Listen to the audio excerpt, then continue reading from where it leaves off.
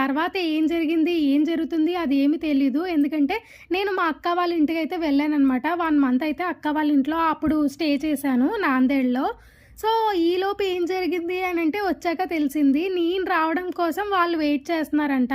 1 month ఆగాక వస్తది అని అమ్మ వాళ్ళు చెప్పారంట. సో, నేను రావడం కోసం వాళ్ళు వెయిట్ చేశారనమాట 1 మంత్.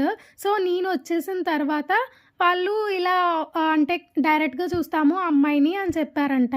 సో, డైరెక్ట్‌గా చూస్తాము అని చెప్పినప్పుడు ఇంకా ఓకే అని చెప్పారు నాన్నగారు వాళ్ళు. కానీ ఇక్కడ ట్విస్ట్ ఏంటి అనంటే మా మావయ్య గారు వాళ్ళు హైదరాబాద్ కాబట్టి మేమైతే ఫస్ట్ రాము అని చెప్పి ఇప్పుడు నేను ఎవరైతే అన్నయ్య ద్వారా వచ్చింది మ్యాచ్ అని అన్నానో వాళ్ళు వచ్చారనమాట. వాళ్ళు కూడా రిలేటివ్సే అవుతారు. అంటే మా పెద్ద మావయ్య గారు వాళ్ళ అమ్మాయి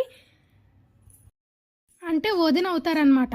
సో, అప్పటి వరకు మాకు రిలేషన్ ఏం లేదు కాబట్టి అప్పుడు ఎవరో అంతే.